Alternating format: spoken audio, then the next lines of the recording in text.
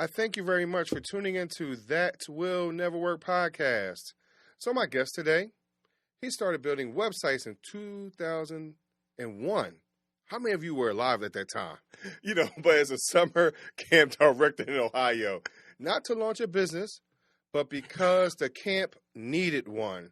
And over the next 2 decades, through church planting, adoption funding, and the decision to sell almost everything he owned, and moved his wife and 4 kids across 20-plus countries as a full-time digital nomad family, he turned that first website into a 6-figure agency and a leadership coaching practice built on one foundational and fundamental conviction that most entrepreneurs get wrong almost completely.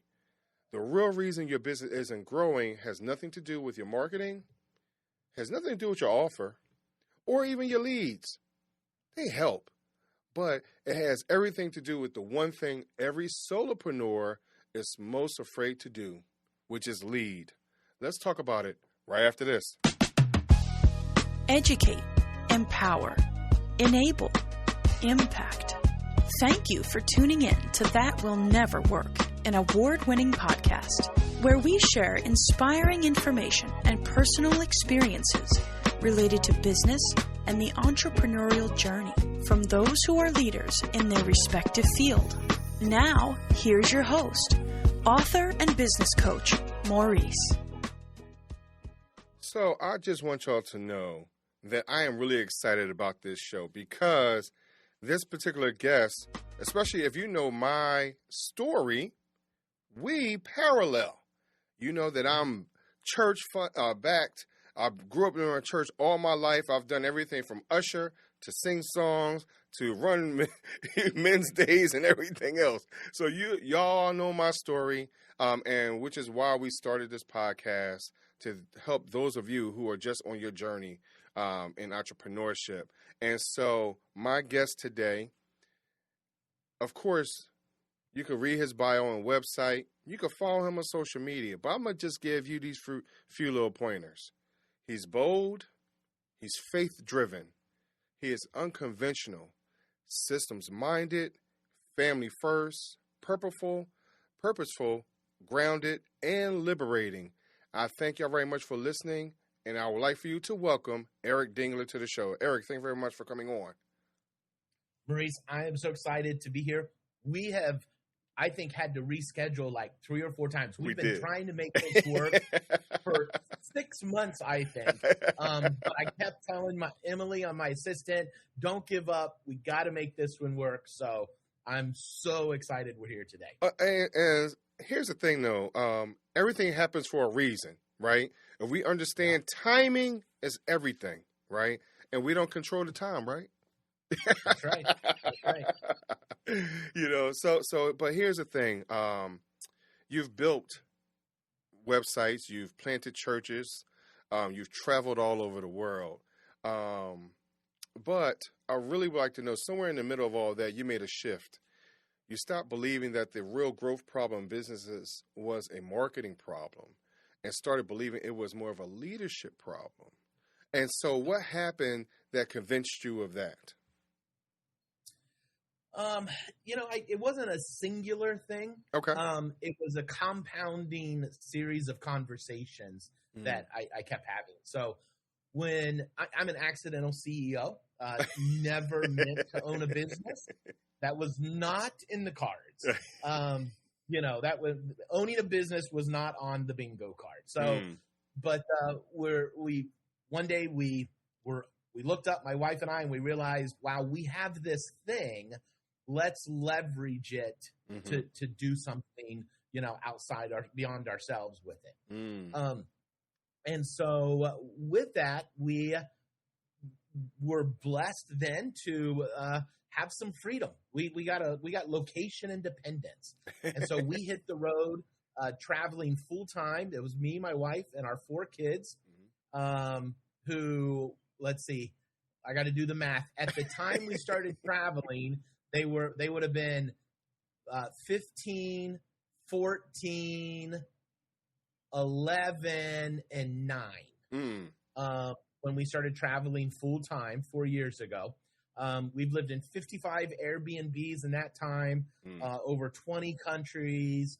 Let's see, 1, 2, 3, 4 continents. Just, having a ball, having an amazing, amazing time. Mm-hmm. And so with that, Maurice, a lot of people started asking, how are you doing it? How do you do this? I want to live like that. And that's great. And that's wonderful. But I'm, saw a chance to start something. So I started coaching some people. Mm-hmm. And I thought, it's because I've cracked lead generation for my company. We have lead generation figured out. So I started something called Finally Leads, mm-hmm. and started teaching people how to get leads. They would start having success. And then I'd be like, great, hire some help now. And I would get like deer in the headlights look. Like the idea of hiring somebody scared them. Right. And I thought, that's weird. But at that point, I started to think, I don't think it is our lead generation, because actually I'm not doing anything different or new than any other, lead generation guru was talking about. Mm-hmm. And I thought it must be there are 5 core business systems that every business has. And I thought it must be, I've figured out how to make those work asynchronously. Mm-hmm. So I started teaching people that and had a coaching program, and, people started having success and their businesses were growing, and they would get to the point where they'd be like, Eric, man, I'm slammed now. I don't have enough time, and I'd be like, great, hire some help. Deer in the headlights. And that's when it dawned on me, why won't they just hire? Mm-hmm. And I said something to my wife one day. I was just kind of lamenting. I was like, I just don't understand. Like, just go hire. Mm-hmm. And she helped me see that for 15 years, I ran a summer camp. Mm-hmm. And every summer, I hired a staff, trained them up, delegated to them, developed them, had, staff return, had a very high percentage return rate, mm-hmm. but new staff every year.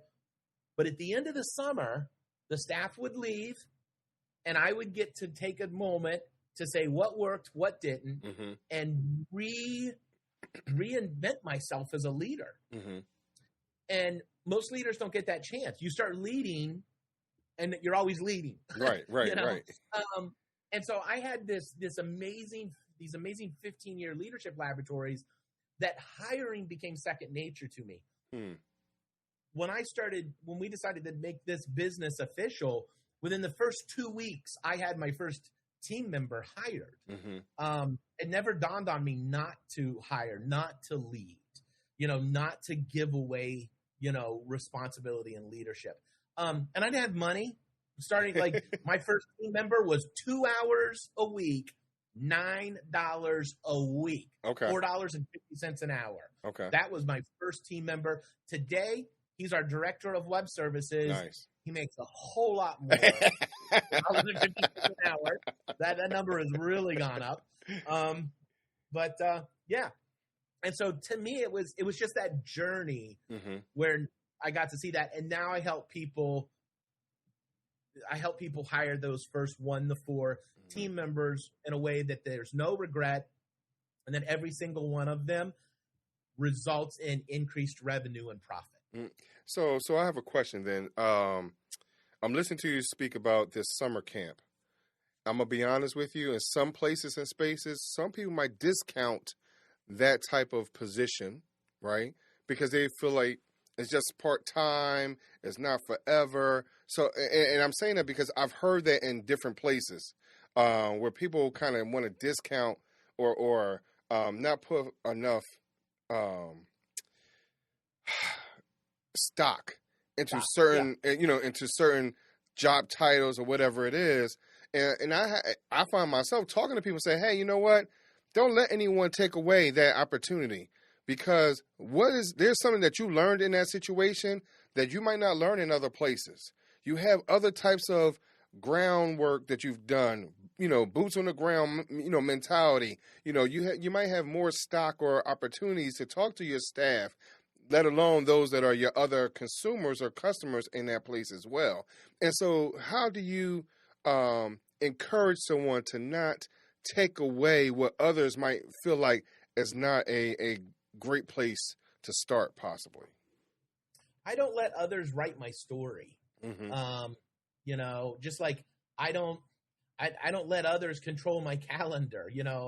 I control my calendar. I don't let emails control my time. You have to take charge. Now, you and I both know that it's very, very easy for that to go too far and become prideful, Right. become arrogant, Right. to build your own Tower of Babel, if you will. But you can't do that. I am 100% submitted to the authority of God. Mm-hmm. But I'm also, being a Christian doesn't make me a doormat either. Right. And so having boundaries, but just you can't do critics math. 10 positive things plus 1 negative thing doesn't equal 1 negative thing. Right. If we do that, we allow 1 negative, or that one, person that's poo-pooing an idea, we give that so much more weight than we should. And so it's not easy, Mm-hmm. but I think part of that is grounding yourself in, a daily routine of, prayer and scripture reading and having accountability partners.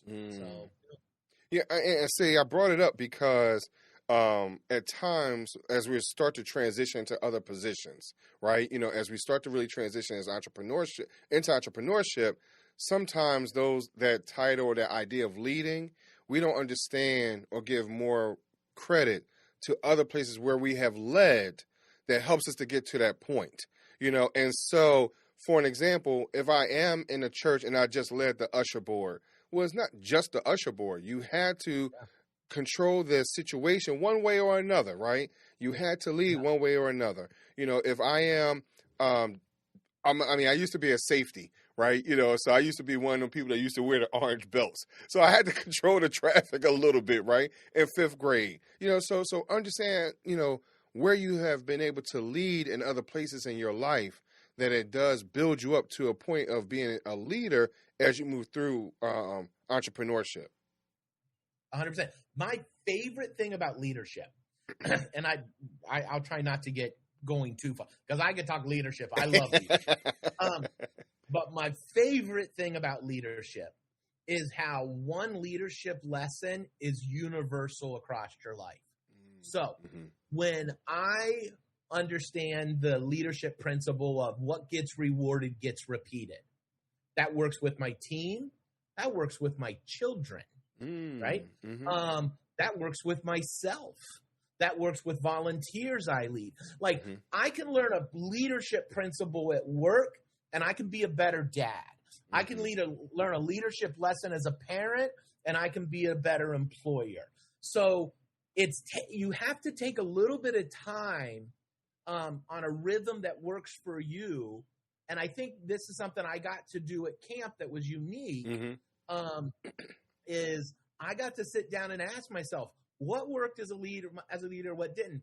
And the question I was constantly wrestling with is, am I the leader that the team I want to lead will want to follow? It wasn't about me trying to find the right people. It's always about me, still to this day, trying to become the right leader, because leadership attracts. And so the healthier leader you are, your teams are going to, over time, naturally get better. You're going to attract better talent. But again, what makes leadership so interesting to me is I can learn a leadership lesson over here. Start with the end in mind. Very famous, leadership axiom. I think it's a Stephen Covey one.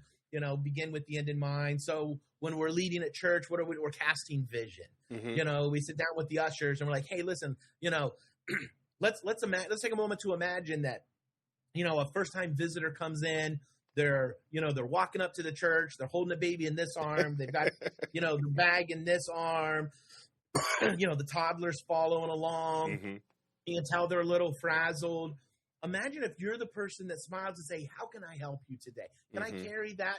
Don't offer to take the baby. Offer to take the bag. Right. And you leave that and you're like, You're the first person that has helped them that day. Mm-hmm. And they get in and they get settled. And now the pastor comes up and the message is that, and they hear the gospel for the first time in a way that they haven't heard in the past because you help them calm down a little. You put Mm-hmm. them at ease. That's what we're doing here as greeters. That's what we're doing in the parking lot. Okay, you take that same idea. Mm-hmm. I do it with my team. I talk about the future. I begin with the end in mind, bring the future.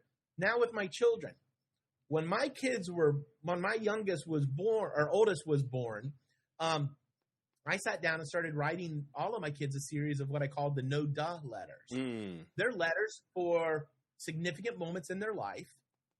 And I thought, I don't want to be standing at my son or my daughter's wedding and pull them aside and say, no, listen, I want to give you a piece of advice. Hmm. Like and at that moment, give them a big, heavy life lesson. Right. Where they're trying, because as a pastor, I would see parents do this to their kids. Right. And I would be like, kind of late. Like, I don't know why you're telling them this now. Right. So I thought, well, what do I want to tell my kids about marriage, about life? Mm-hmm. Now, how do I model it between? Because once I started with the end in mind, then I can go to more is caught than is taught. Right. How do I model this with the way I treat their mother? Mm-hmm. Make her the queen of the house. Now my daughters have an expectation of how to be treated. Right. Right. Man up and take care of responsibilities. Now my sons have an understanding of what it means like to be a Christian man. Mm-hmm. So anyway, that's what I love about leadership. So wherever you're leading, you're learning, and now you can take a little intentionality and apply that in all these areas. So and I'm glad that we're touching this because sometimes we think leadership has to be right there in your face. And I feel like it has to be in the building. But because you're doing something that's relatively unique, right? Where you're not with your people every single day. The idea is that I need to be there because I need to protect my brand. I need to protect what's going on. And I hold on so tight that I don't allow the people to grow, right? And to grow my business or whatever it is. So in your style of leadership, how have you been able to, learn that piece to let go just a little bit, and then also show that in that leadership space to say, hey, you know what? I'm allowing y'all to grow as leaders as well. Real estate agents don't build the houses they sell. In business, I can't tell you, I work with so many entrepreneurs now that they are, and I understand where it comes from. So let me say that first. I'm about to describe someone, and if they're listening and they're like, well, that's me, this isn't an attack. Right. This is, I get you. You've started something. Mm-hmm. You've started, building something and selling it. Maybe it's a physical thing. Maybe it's websites. Maybe it's copywriting. Maybe it's video editing, whatever it is. You have a skill. You hang out, your sign in the marketplace. People start hiring you. And you're wanting to leave that 9 to 5, and this is how you're going to do it. Well, what happens is every time you deliver that thing, you get positive feedback. Hey, Maurice, this was great. Hey, Maurice, this branding kit. Wow, I never saw this like this before. Wow, this is amazing. And what happens is you feel good. That feels nice. Right. We love that. And then you go and you do it again, and you get reinforcement. You get reinforcement. Now all of a sudden you get to the point where you can't keep doing it all by yourself, but you start to believe nobody's going to do it like I do. Right. Nobody's going to do it as good as me. Right. Or what really is underlying there is a fear of, well, if I give it away, where's my value? Where's my identity? Because what happens is we, as founders, we get our identity out of the feedback of the deliverable. Mm-hmm. And I'm a web designer.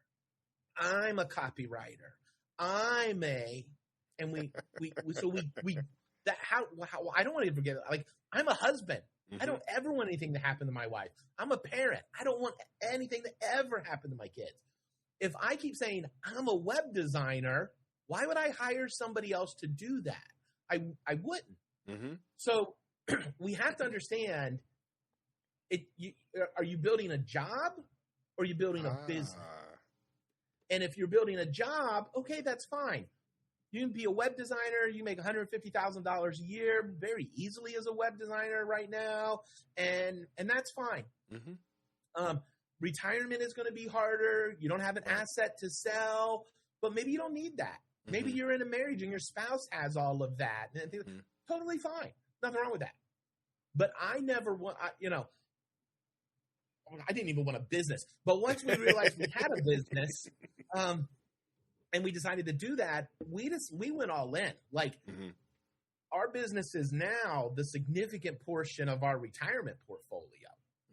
Like, it's an asset we're building for both us and our children's future and our grandchildren's future and stuff like that.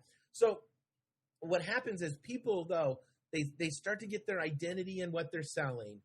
And when you give them the idea of, hey, you got to hire, nobody will do it as good as me. Or, well, what if I hire a VA from another country and they steal all of my clients?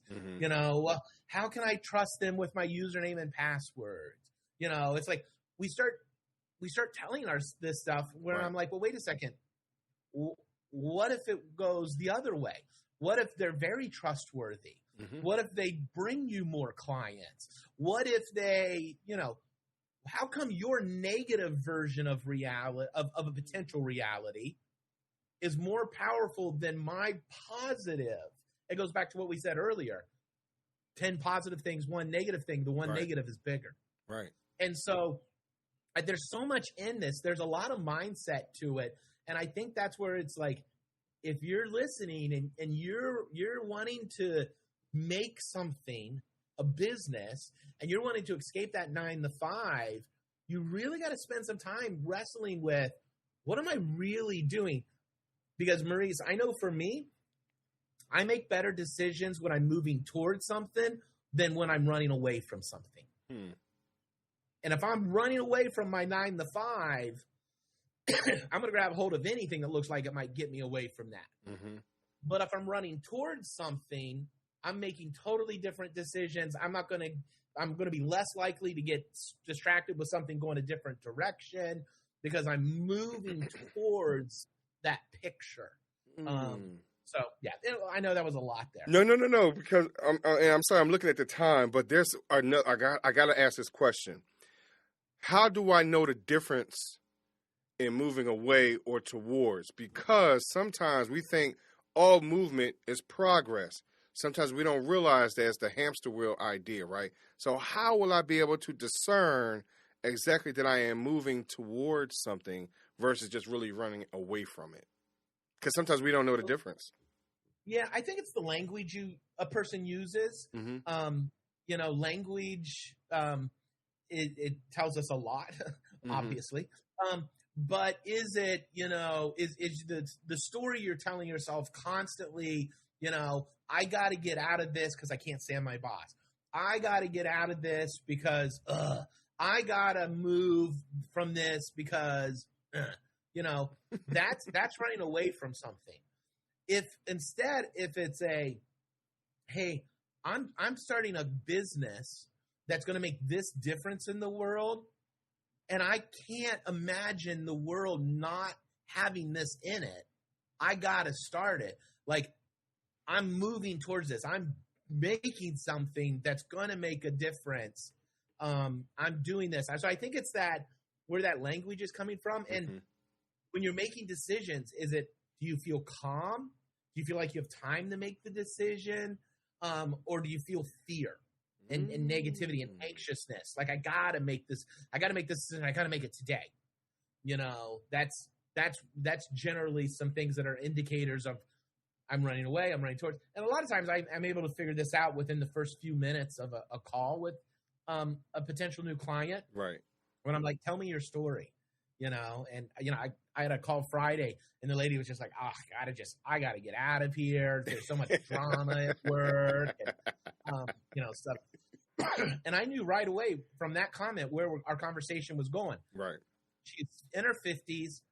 I think this is like her 10th job. Every single time, it's their fault. Her bosses are morons. Her teammates are this. And I was like, I'm not going to be able to help you, because you won't take personal responsibility for anything from your past. And so she didn't like that, but I'm not here to make you feel good. Right. That was my job when I was a pastor. That wasn't my job. My job has always been to speak harsh truth, but do it with love and kindness. So Eric, I mean, again, you keep dropping these things, man. Like we could go on forever, because there's another part that you just mentioned. A lot of us are afraid to say no. A lot of us think that we need to grab onto any and everything, but for those individuals, Eric, I'm gonna leave it like that, because I want people to look at your content, to follow you, to reach out to you and say, you know what, Eric, I don't know how to say no. I don't understand why I'm saying I got this fear, and understand what it really takes to lead a group, no matter the size, no matter the situation, whether I just got to carry everybody's hand walking across the street. So, Eric, how do I find out your information and talk to you? My name, ericdingler.com. Everything's on ericdingler.com. A link, you find my book, Hire to Grow, is on there. My podcast is on there. My LinkedIn profile, a quick assessment people can take, to a quiz to figure out which myth they're believing that's maybe keeping them from hiring. Because again, all of us, everybody that's listening, it's never too early to hire. If you could have afforded $60 last week to free up 8 hours of your time to do revenue generating work that would have led to more sales, you can afford to hire. But you're believing something that's holding you back, and that's what I help people do. I help them identify that, and then walk them through my book and coaching, the framework that I realized at camp I was using. And the framework is how to recruit the right people, onboard them the right way, delegate the right things to them, and develop them into the right team. And so that's all over at ericdingler.com. Cool. I'm sorry. I mean, I'm just really stuck on that ability to say no, because a lot of times we don't know how to do that. I'm gonna be honest with you, because sometimes we don't know. We don't understand what the real value in saying no, and it's time for us to move on. So because I can't let it go. Please let us know what your value in that of saying no and being able to move on from, any situation. It's having a clear, compelling vision, mission, and core values. And a lot of people make this way more complex than it needs to be. But you need to have a vision, mission, and core values, and you need to read it every single morning. This is crucial. But your vision is the picture of the preferred future. Are you going to the top of a mountain, or are you going to the abyss of the ocean?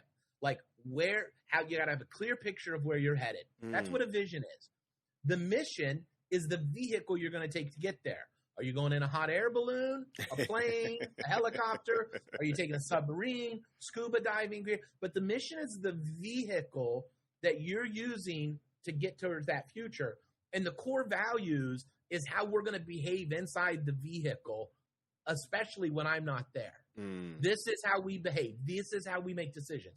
So for my web design agency, our vision is to help business owners increase their margin of revenue and profit so they can contribute to missionaries that are working towards eliminating human suffering around the world. Wow.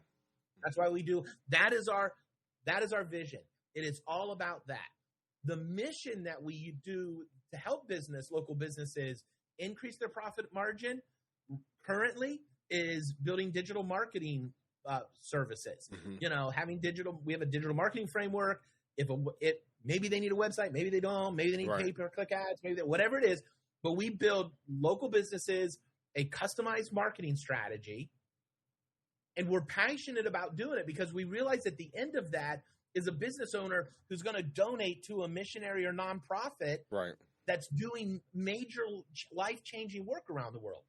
So that's our mission. That doing digital marketing, I could change that at any time.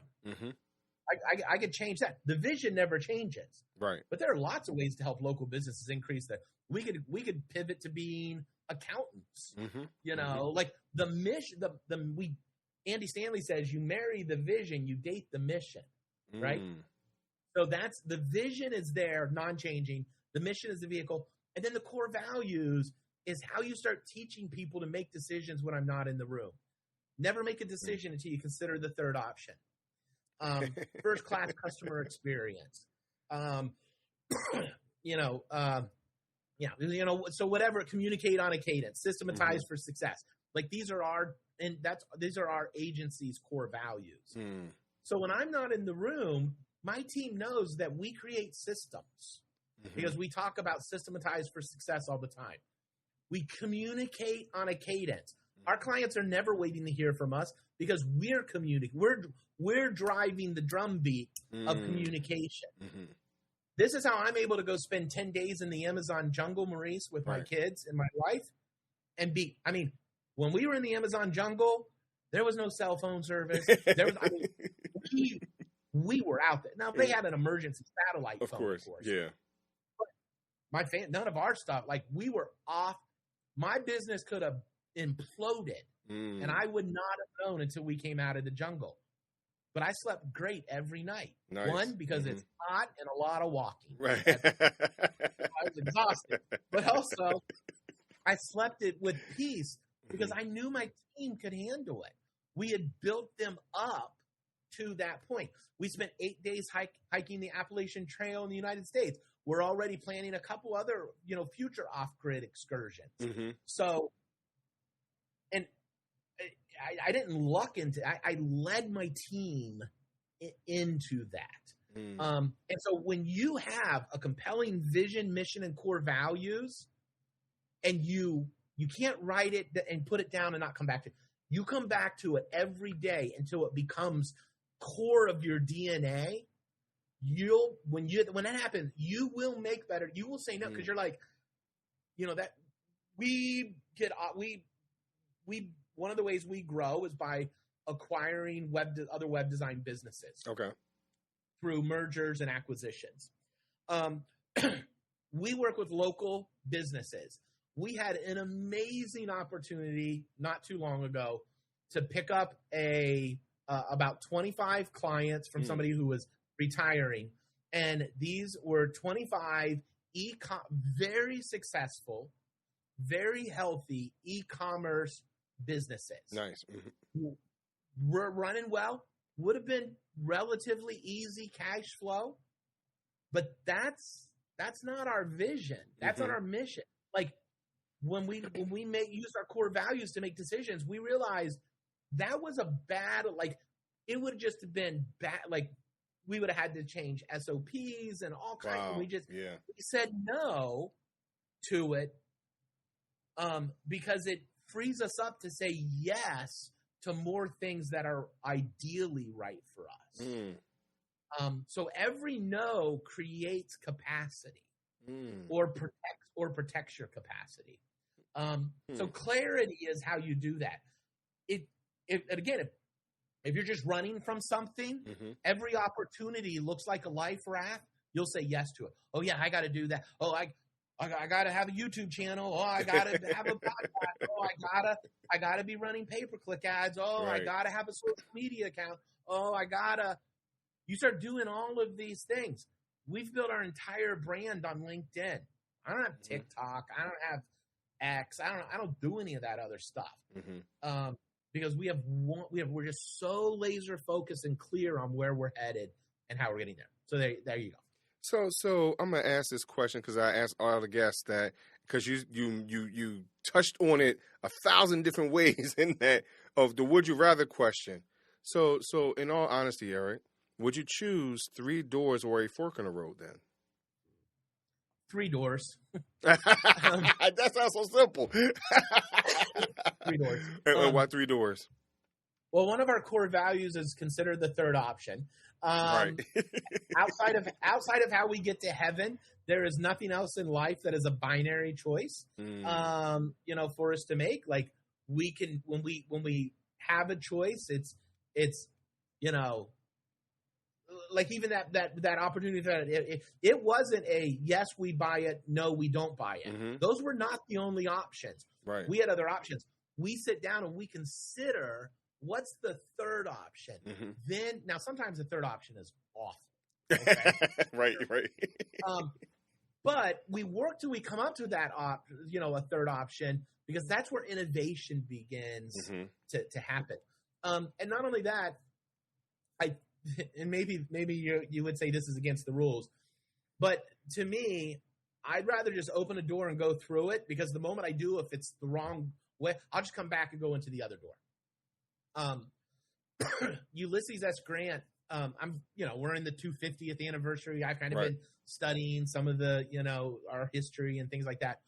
And I was reading a biography on Ulysses S. Grant.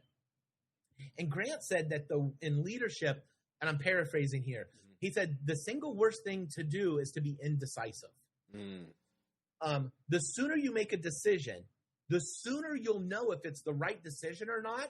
And if it's not, pivot to the other one. And I love that, because one of my favorite leadership axioms is leadership isn't about getting it right. Mm-hmm. Leadership is about making adjustments. So make a decision, monitor the data, and if it's not right, change. Pivot. We get to do that. It's amazing. So I would go to 3 doors, because I like having 3 options, and I'm going to open one, and I'm not going to commit to it. I'm like, oh, that was off. I'm going to close the door. I'm going to go to the second one. Or if I have a fork in the road, I'd rather have the 3. So I just want to let you know that wasn't against the rules. Like I said, there are no rules. There's no right or wrong answer, but it gives us the idea of how you operate and how you look at opportunities. Because again, there is no right or wrong answer. Everybody deals with whatever is going on in the moment. Right, wrong, or indifferent. All you can do is learn from it. That's it. So Eric, I thank you very much for coming on the show, and I thank you for sharing and enlightening us on leadership today. Thanks. I love my favorite topic. Cool. And so I thank y'all very much for listening to That Will Never Work podcast. So just in case you're one of those individuals who's listening to this in the Amazon, in the Sudan, on the Getty River or something like that, of course, all of Eric's information will be in the show notes. But of course, I got to leave you with one more idea. Name your real growth constraint today. This week, I want you to be honest with yourself about why your business isn't growing. Not the reason you tell other people, but the real one. Is it actually a marketing problem, or is it just a leadership problem, a hiring problem, a delegation problem, a I'm doing everything myself problem? Write it down in one sentence without dressing it up, because you cannot solve a leadership problem with a marketing strategy. And you'll keep spending money on the wrong fix until you name the right diagnosis. I thank you very much for listening. And guess what? I'll talk to y'all just a little bit later. Thanks for listening. Follow Maurice Chisholm on social media to stay connected, and check back weekly for new episodes. Until next time, that will never work. Or will it?